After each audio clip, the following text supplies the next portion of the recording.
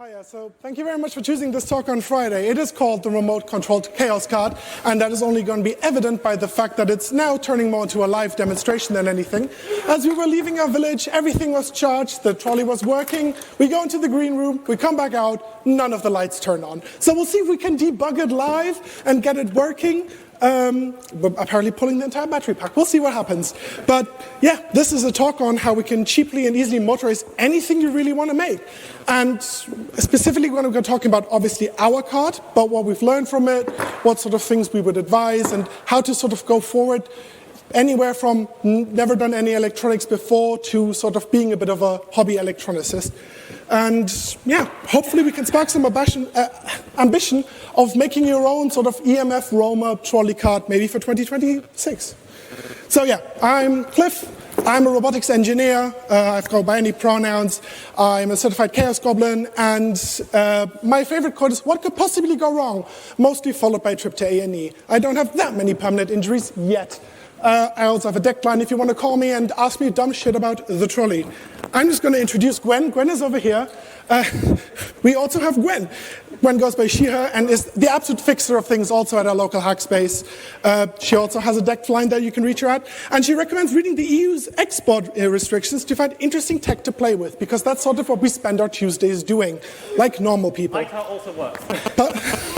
Light out also, is the mic working? Light out will also work. Yeah.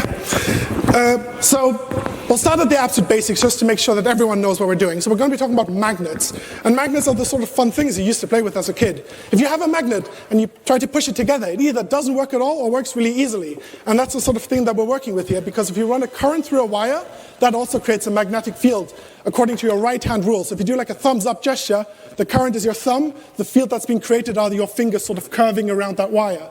And if you put a lot of wires together in a coil, that then means that you can sort of make a streamlined field where the field is the strongest, just like at the ends of the magnet that you sort of play with as kids. And we can sort of use this to our advantage, because if we obviously turn on the power, we have a magnet. If we turn it off, we don't have a magnet. If we invert the current, we have a magnet going the opposite direction.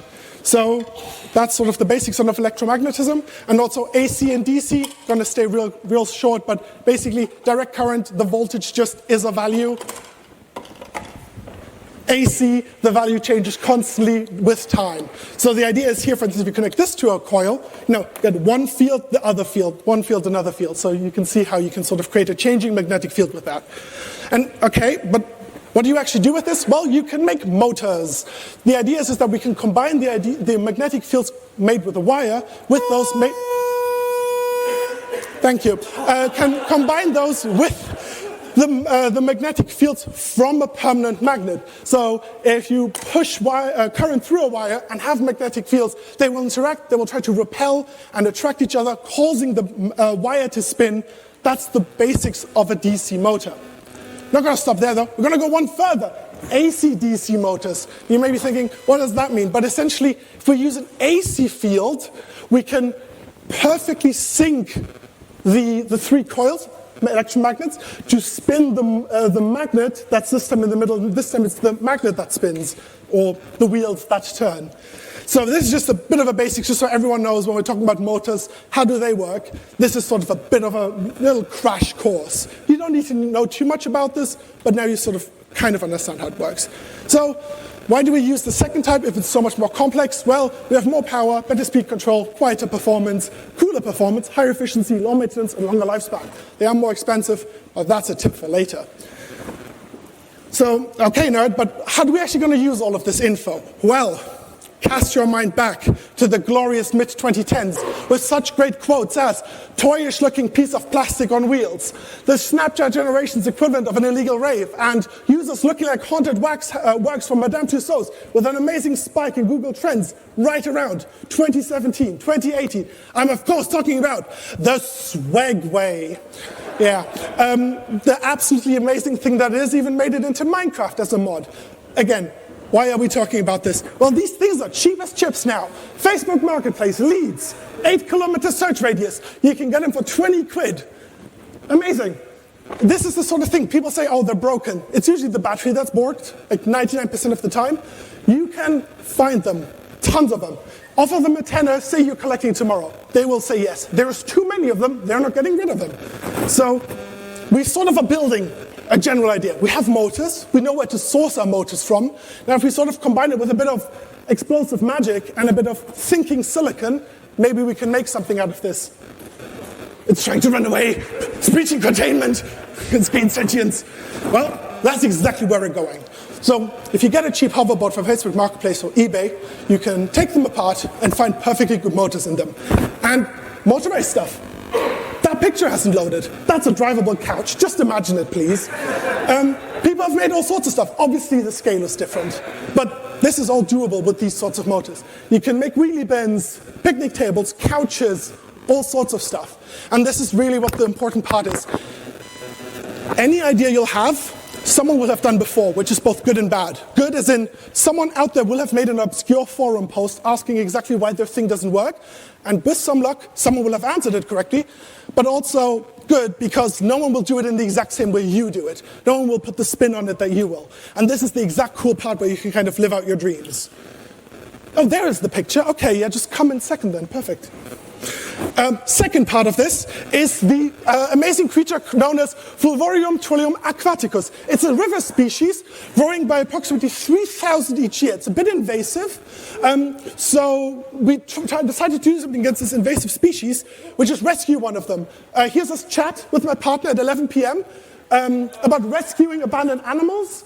What they didn't know is that it was a shopping trolley that I found in Kirkstall River. Took it back to the hackspace, bolted the motors to it, and we already have a sort of rolling chassis. This is sort of how quickly we get there. We already have a sort of rolling thing that just sort of works. The motor mounts here were literally angle ground out of the Segway and then bolted to the existing, where the wheel of the shopping trolley used to be, and a bar of scrap steel. It is really easy if you have an angle ground, if you have a hackspace, that sort of stuff.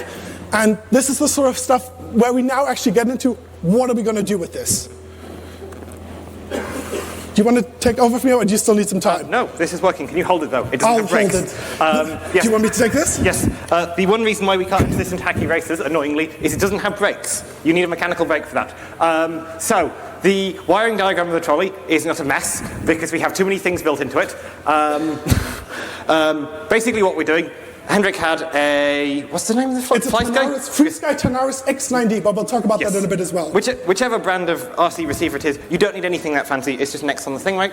Don't need anything that fancy. We've got a mic controller processing all of that, because trying to wire up each individual PWM output of it would be a pain. It's easy to just run it all through a micro. And then we're using an O drive for controlling it, which we'll go into later. We have how to control things. You can use the original controller if your one actually comes with them. I think we just got these wheels for I think someone just gave us these wheels. We traded them with Callum. Yes. You can find people who will just sell you the wheels. Those are sometimes even cheaper, and obviously easier to transport than bringing your whole hoverboard with you. If you don't have a controller that works, you can buy external ones. We're using an O drive, which is really fancy. We did try some, they were like generic, cheap, red Chinese controllers. You can find them by just searching brushless motor controller on brushless motor driver on eBay. Most of these are not built for ground applications. The problem with that is that if you're running something like a drone, you don't need any starting torque. You'll just be pushing a propeller straight through air. The air doesn't really push back until you start spinning up too fast. Something on the ground, like a trolley, needs a bit of an push to go, and we had to replace it with an O drive. You can get proper ones if you want to find them.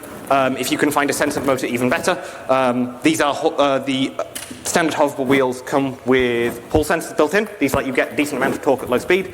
If you do want to just find really cheap brushless motors, you can also find them. Those are not normally sensored, which makes them harder to do ground applications. In terms of anything else, I should say, nope. In terms of battery, you can just use lead-acid batteries. We have used lead-acid batteries. A 12-volt car battery will work. You probably want two, though. Higher voltage does increase the amount of speed you can get, but current is just the amount of... But the voltage of the battery will change how fast you can go. The current out of the battery will change how much torque you have. For something where you're moving across the ground, you want a decent amount of torque, not necessarily speed. Our trolley is running 24 volts. It's a lithium-ion pack. We were also using lead acids for testing. Both work. The lithium pack just happens to be smaller. Yes.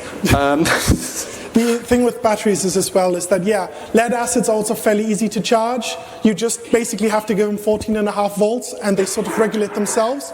If you have a lithium ion pack that's made up from a lot of individual cells, stop running away, you will need to sort of balance the cells, and you need to make sure that all of the cells have the same voltage and that they have the same capacity, that sort of stuff. So starting with the lead acid, it works. Like, we drove this thing to ALDI, it definitely works. The only reason why we went with lithium ion is because we wanted to build one and because it's slightly more compact. But it definitely works with, again, Facebook Marketplace, lead acid batteries, they exist in small form factors, they work, people will sell them for a tenner. Yep. It works. Yep, the one downside with used batteries, which is the same reason why we don't recommend using them out something like a hoverboard, batteries are a wear component. They tend to not have a terribly long life to begin with. If you're buying used ones, you don't know what they have been through. They may be really terrible. We had, were the ones you had new? We bought 3 lead acids and one of them was dead. Yes. Just after 2 uses or something like that. Yes, batteries will spontaneously die. Lead acids, this is fine. If you're using lithiums, they can fail in interesting ways. Make sure you know what you're doing. In terms of building batteries, what's it called? You can buy very cheap spot welders, which are basically just shorting an entire lithium pack across 2 leads. The safety on these is questionable, but they do work. Just make sure that you charge them, because not all the charge controls behave correctly. Once you've done that, our entire pack was just you take some nickel strip, you take your cells, and you just hot spot weld them together. Really important point, never sell the batteries. Heating up batteries tends to cause them to explode. It's not having your hands near something when it wants to explode is not recommended. Yeah. Lithium has a self-ignition temperature or self-ignition runaway temperature of 151 degrees centigrade. So once it reaches that temperature, it is a bomb that is actively going off. In terms of controlling the thing, we used a fancy RC receiver and a ESP32, and then various other random gubbins to make all the accessories work. You do not need anything that's fancy. Any cheap microcontroller that will run any kind of language will work. Everything here could be done in MicroPython. There is very little that is timing critical. In terms of external hardware, all of the boards in here are off-the-shelf boards. We have an ESP breakout, which is generic Chinesium. We have an ESP32S3 dev kit, which is generic Chinesium. And we have, what's the other thing? Relay board. Yeah, I've got a relay board. Again, just the cheapest one on eBay or AliExpress. Yes. Yeah. eBay, AliExpress, best place to source these things. In terms of controls, we're using a fancy RC receiver. We have an XR6 inside which does S-bus breakout, which lets you directly read all of the PWMs without having to try and read each PWM with stupid microcontroller logic. If you can't source one of these, if you can't be bothered with any of these, you can get things that will break out like PS2 controllers, PS3 controllers. You can do Wiimotes. You can directly do Wiimotes over Bluetooth if you have the right microcontroller. This is a really good way of controlling things. There are also some ways of wiring nunchucks straight into things as well if you want just a joystick. All of these parts are cheap. You can also just sit in the thing and hardwire a little single joystick in for moving around. Yep. It doesn't have to be remote, but as long as you have some microcontroller to sort of apply the logic of when I go left, one has to go forward, one has to go backward, and it's plugged in, it will work. It is whatever you're comfortable with, it's what you have, it's what you want to play around with. There is no, you have the right way of doing this, it's have fun. Yep. Yes, also be prepared to debug a lot of things, potentially while it's moving. The amount of time I have been sat in the trolley whilst it's moving, had to make sure it reflashes, and then had to try and make sure that it doesn't move with me in it because I've broken something, is non-zero. Try to do it somewhere where if you crash into anything, it doesn't matter. There is a wood lathe that's in our hackspace that has been sat there for a while because we're reorganizing the workshop. It has had the trolley crash into it at least 20 times. It is made of cast iron. It does not care. Your nice wooden tables might. When your tables are already expected to be drilled into, this is much less of an issue. Yes, in terms of finding tools and building things, we built this out of a hackspace, Leeds hackspace. If you're in Leeds, say hi. We're in various stages of reconstruction all the time. We've just done a nice new social area. Tool-wise, most of the stuff on here was done with conventional tools. We used, I think the back bar that's used to hold everything up was, I think, angle ground to size. We have the motor mounts, which we got a friend to laser cut. We had 3D printed them. They worked perfectly fine 3D printed with me sat in the trolley and driving around. You'll see what happens there. That one. In terms of cabling and mounting, a lot of this stuff is crimped. A whole chunk of stuff is just taking but if you don't crimp stuff, you can do what we've done, which is take a whole lot of pre-crimped jumper leads. You can slice the end off them and just solder them to some more wire to make them as long as you want. This has the issue of the wire in them is usually very low, is usually not rated for much current. So don't run current through them. The previous version of this trolley had the entire current of a 24-volt battery pack shorted straight through one of these wires. It glue, and all the insulation burnt off because it's not thermally rated. So expect things to explode, but cables are cheap. And also, for instance, for doing the motor power, these motors, they have 3 main leads for power from the 3 magnets that you saw. You can just use like house wiring because it comes in a good form factor. It's cheap, it's screw fixed. There are 3 wires in there. Perfect. It's good enough. If it's good enough for 13 amps at 240 volts, it's good enough for what you'll be doing. Yep. That's not legal advice. Yes. Just realized I should probably say that because technically you're pushing the wire because we'll be running something like 20 amps through a 13 amp wire, but it's fine. Yes. It's fine. Yes, the usual trick is wires are short and motors do not tend to be, you do not tend to run motors at full current all the time. The current rating we expect on these motors is like 30 amps, but they're only really using that when they're trying to start moving. If you're stalled in a field, this might be an issue. If you're trying to drive around nice even ground, this is much less of an issue. Anything else to mention there? Yeah. It's also the sort of fact, it's like, obviously we're with the Leeds hackspace and it's amazing because people will have donated screws, bolts, scrap, that sort of stuff, and that makes your life a lot easier. It's the sort of stuff, it's like, figure out what you need. Do you need motor mounts? Do you need connectors? Do you need a battery? Do you need a main board? And sort of check Facebook Marketplace, check eBay, but if you buy something used, it's cheap, it can be easy to find, but it's an unknown condition.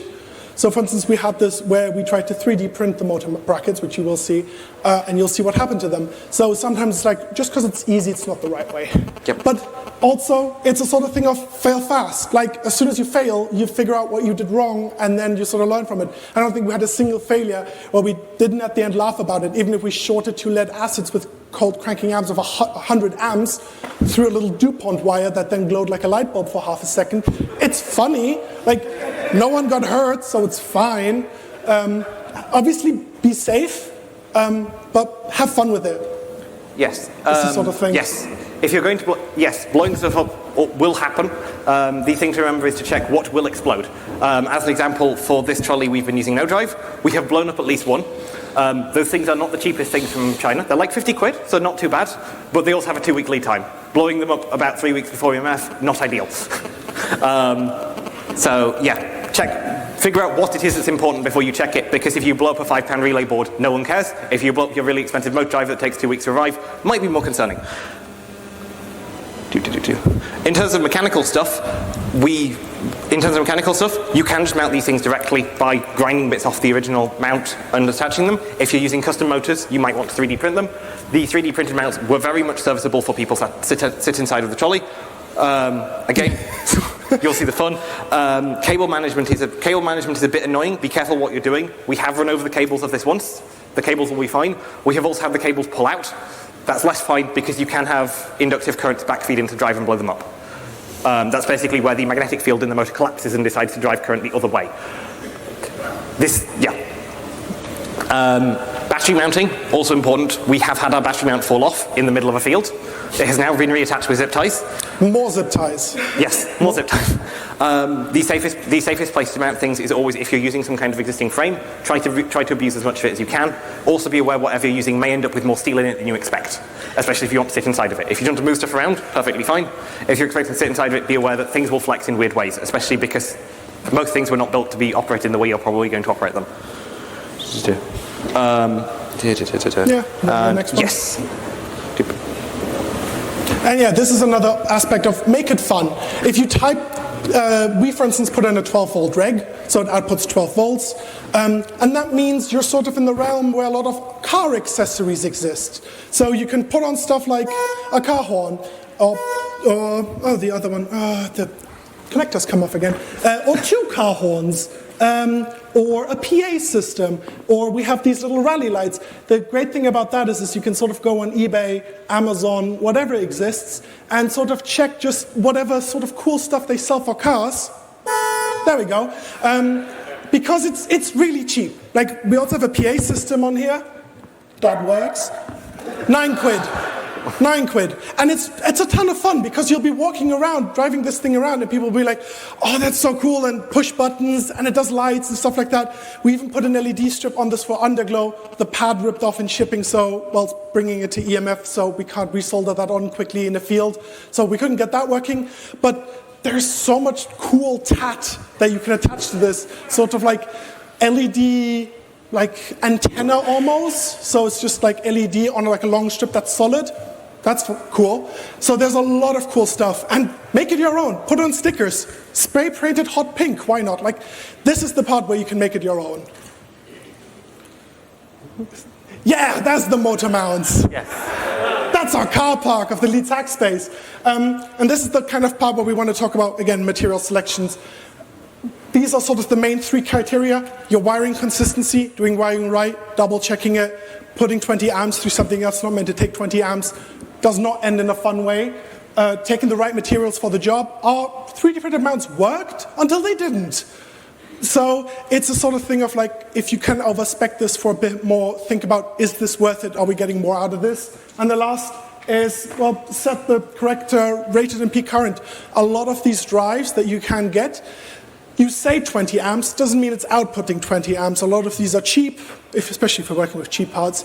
They are sort of, guessing a bit too high to be on the safe side. Make sure you're checking. For instance, we thought we destroyed 2 O drives. Turns out the second O drive was just vastly over-reporting how much current it was shoving in. And once we put in double the current these motors are rated for at the best of days through them, they worked perfectly fine, because turns out it wasn't actually putting that much current through them. So it's a sort of stuff of, these are sort of the 3 main things when working with motors that you want work. And then here's the stainless steel where I'm standing in the way of, but 3D printing, aluminium, those will be your best friends. Yes, the 3D printed motors mounts failed. It was, both me and Hendrik were attached to the trolley. I was inside, Hendrik was stood on the back, and then we went over a bump in the car park. Yeah. And that's what made them fail. You can do these things with really cheap materials, just be aware of what the limits are. If you're wanting to ride them around something bumpy, they're probably going to survive far less than they will if they're on a nice flat surface. And this is a sort of little bit of a conclusion where we talk about, what did we learn and where do we want to go with this? And maybe again, to give you sort of a bit of an inspiration where to go. It's the sort of stuff where it's like, fail fast, find cheap stuff and reuse it. If it's trash and you're using it and it turns out to be broken, at least you gave it a second chance. At least you were trying. And the amount of deals you'll find, in the long run, you'll come out of it with so much more knowledge and a bit more smiles on your face. Don't overcomplicate things. Start simple. Start with simple batteries. Start with the integrated controller. Put it on a bench. Does it work? Does it spin? Does it blow itself up? And then upgrade from there, because the gains you will get by upgrading your motor controller, upgrading your battery, they're marginal. The step from not having anything to having something will be so much more fun than any step after this. To honestly start with something really small, something really dumb, because you can always go up from there. But if you start with something completely complicated from the start, it won't work, it just won't turn on, and you'll have 23,000 different things to check, and you'll go, I can't be asked. And then it lands in the drawer with the other 17 projects. Yes. Oops. And yeah, yes. Complicated things can be made easy. People have done this before. None of these ideas are new, which means there are tons of forums with other nerds just like us who've done all of this before and who've hopefully had their questions answered. You can always ring me whilst I'm still here on deck, but also you can always message the Leeds Hacks people like, are those 2 idiots there that have made that remote controlled shopping trolley? We're always down to help people. But you can find tons of info online, and you can find tons more of creative and fun ideas. And, this is the sort of stuff that you can go from. So we had the idea of using different sized motors. So if you do want later to maybe buy new motors, because these do exist as new motors, the selections of motors online, especially from China, is endless. Sizes, power, configuration, looks, whatever you want. It all exists. You need to know the right keywords, but after 20 minutes of looking it up, you will find it out. And, you can enter something like this into Hacky Races, which is here. It may be a bit underpowered for that job, but again, if you know what you're doing, if you've built something like this, which is considered low power compared to what they're doing at Hacky Races is just a step up, and you'll have a ton of fun. You can put attachments on this. We have an industrial robot arm we wanted to attach this. Haven't gotten there yet because, projects, but it's the sort of thing of the sky's the limit when you can think of this sort of stuff. You got anything? Yes, main thing that's useful. We ran into this in terms of finding things that questions that weren't answered. The O drive, if you ever end up using them, will the O drive internally has a what's it called? Requested current range setting. If you set this wrong, it will not give you any kind of sensible error. It will just go unknown current measurement, and it will never tell you why it's giving you an unknown current measurement. And a lot of the Chinese, despite the fact the default on these is supposed to be, I think, 60 amps, a lot of the Chinese ones don't set it to that. So you will end up having, we had probably 3 weeks of diagnostic hell trying to figure out why specific boards were failing, and it's all because we just simply need to reconfigure one setting. Yeah, exactly. And Yep. Do you want to go to the next slide? Yep. This is the last slide. This is a picture from a hackspace. Hackspaces are amazing. I don't think I need to tell you guys this here, but there's more nerds there that love to show stuff. And we're happy to show you sort of what this trolley can do if it wants to, if it doesn't feel, come on. Wait. So, for instance, we got on 2 rally lights. I don't know if people in the back can see this, but we'll be in the Q&A section after this. We got 2 rally lights on there that we've got a momentary switch on, so it's like high beams, you know, when someone doesn't get out of the right lane or left lane, depending on where you're driving. We also have horns, so this is loud. Got 2 horns, and we also have an alternating horn. Wait. Where you have a little pot that adjusts the timing. That also works with the lights, but then we destroyed one of the switches on here, and then that stopped. Have the individual lights and also the individual horns. So it's that sort of stuff that you can play with. Got the PA system on here that has other tones, in case you need someone to really get out of your way. But it's the sort of stuff of, again, put on here whatever you want. Put on a smoke machine if you need it. It all exists in 12 volts. Anything exists in 12 volts. But yeah, thank you very much.